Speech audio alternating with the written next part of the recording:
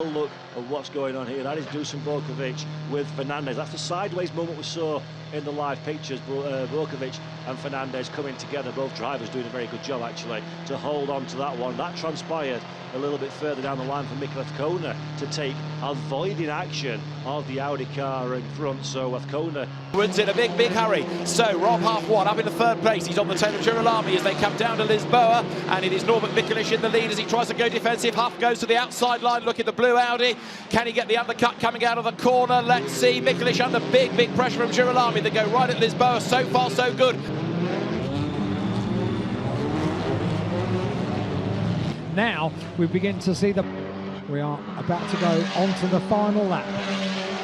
Fred Babiš crosses the line, goes on to the final lap of the race, on board with Norby, and a race winner yesterday, 8th place today. You won't be worried about that, it's the points that matter.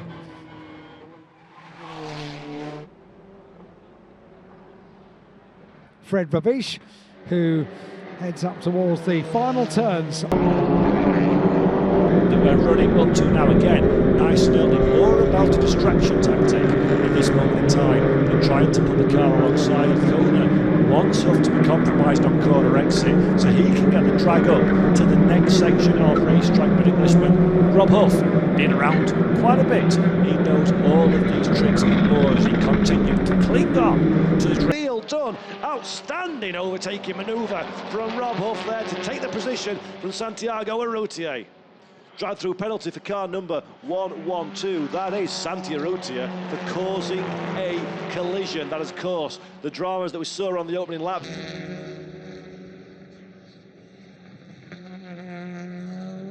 Looks to the inside of Frederick Vervies. Vervies gives him racing room. Huff around the outside again, gets it done before the braking zone. There from the young Marco Butti on home soil, looking to make a recovery. He's moved at one, but he fancies another. And Aurelian Comte now down the inside. Comte on the brakes, locks up, gets the job done. The Cupra up one, Butti down one.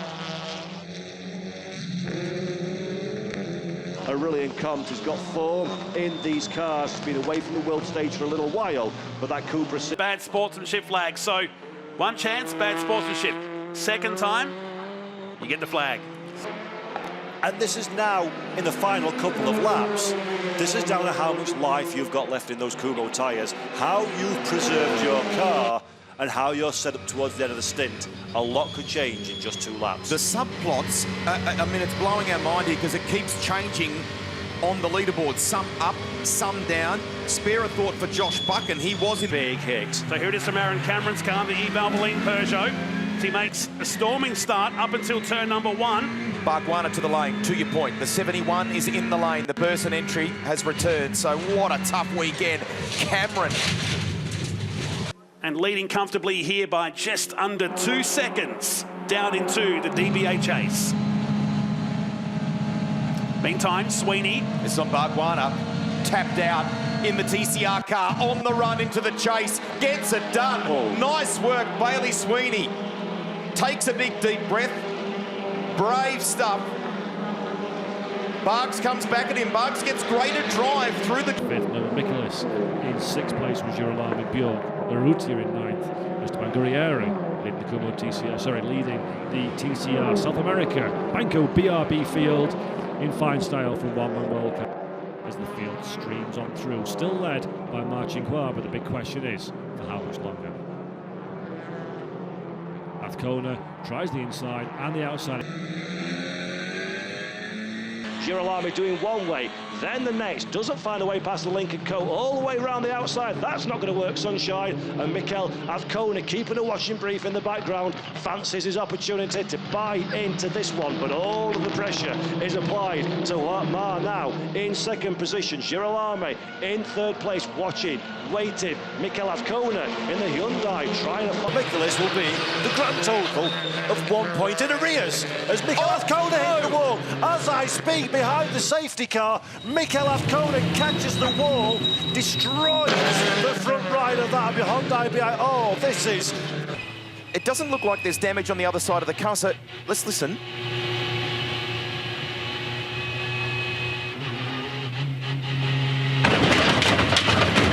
Something something weird has happened there. There's no immediate sound. And again there, a bit further down, we're looking at Lewis Brown, 13th position, but under significant pressure from the Lincoln Co. of Marchinglois and from Fernandez's RC2 junior team, RC2 racing team Audi behind. In fact, Fernandez has the inside line, so Mar loses the position, loses the momentum, trying to find a way past Brown. I guess on this tight and twisty section, at the very section that we've seen overtaking in World Touring cars in previous years.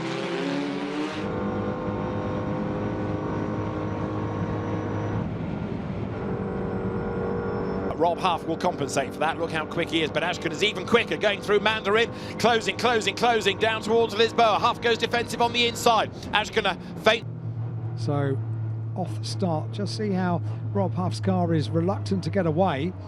Jan Ellershey gets alongside. Good start in turn from the front row. And it was Lo Se-Ho who stalled, and as Paul Poon accelerated around him, misjudged it, hit the back, broke his own suspension. So he wasn't hit, he did the hitting. And look, Huff here on the outside got a toe off everybody, then they moved out of his way. And John... We are green again here in Argentina for the Kumo TCR World Tour, TCR South America, Banco BRB, and almost immediately Norbert Michelis looking to make a move on teammate Mikel Azcona. Azcona has the inside line, Michelis has the draft behind the back of Jan Ellershey. Can Azcona beat him on the brakes? Very late is the Spanish driver Girolami trying to get involved as well, so Nestor Girolami side by side line. Will that compromise him on corner exit? Does this give Azcona an opportunity into the penultimate turn? No, it does not. Girolami now is the one that's vulnerable. Big kiss from Ellershey there, but he holds on, does the Argentine driver. And at the front of the field, Ted Bjork takes the checkered flag and with it the victory in round 8 of the Kumo TCR World Tour. Tries to bang into this fight as well. 3 cars become 4 at the front of the field, but Norbert Michelis is still our race leader at the very front. A squabble further down the order as well. Kobe Powell's looking to the inside. Frederick Verfisch aggressive one way, aggressive the other way. Can he find a way past Azcona? No, not quite. Ted Bjork under pressure from Rob Huff behind. We see Girolami trying to go around the outside. In the meantime, Barguana has got his hands full here. Huffy is closing in the Audi.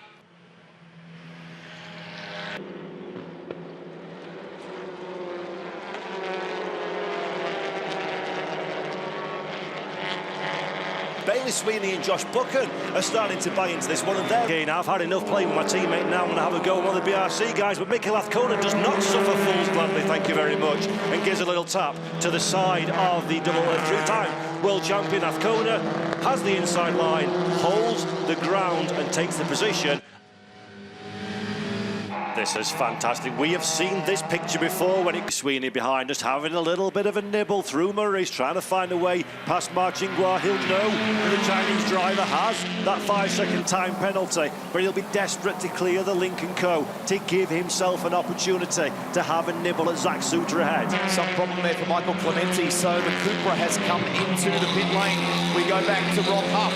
That's on Josh Buchan, that's for position.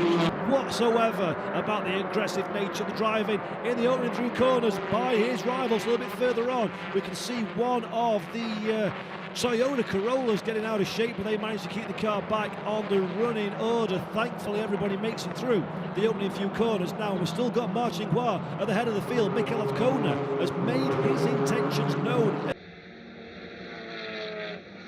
But now he's looking to make amends for that one. The car's back in the comfort zone, but Victor Davidovsky fancies his chances. Little nibble to the rear of the Honda from Davidovsky, and now to the inside. Victor Davidovsky, last of the late breakers, really late move to the inside through the penultimate corner, side by side with Ruben Volt. A little kiss between the two drivers as well for good measure. Davidovsky to the outside line, not where you need to be.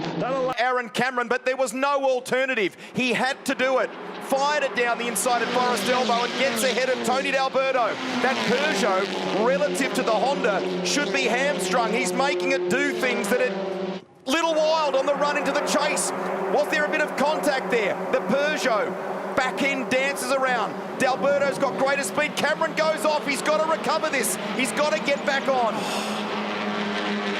From the point. Racing once again in the TCR Kumo World Tour. Elishay leads the field away nicely indeed from Girolami. Kobe Powell's under massive pressure behind from Santiago Arrutier. Arrutier looks to the outside line. He'll try and switch the car back through the La Source hairpin, but Powell's has that one covered.